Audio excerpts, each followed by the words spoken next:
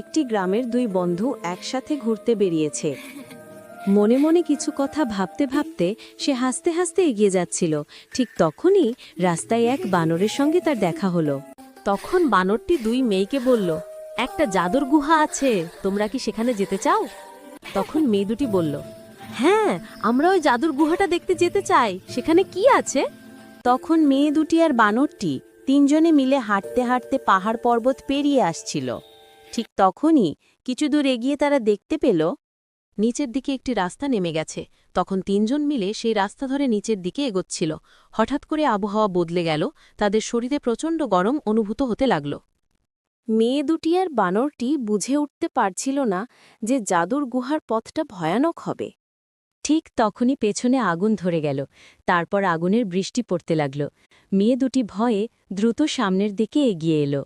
তারা বানরকে বলল, এত ভয়ানক রাস্তার কথা আগে কেন বললে না? এরপর তারা একটু এগিয়ে এসে এক নীরব স্থানে পৌঁছে গেল।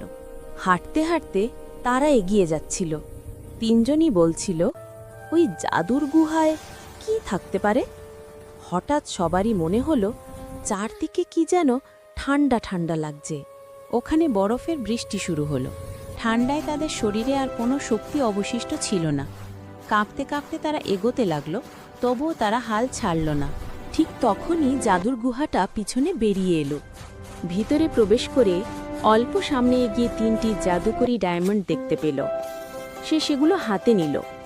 বন্ধুরা, ভিডিওটি ভালো লাগলে লাইক ও সাবস্ক্রাইব করে দিও।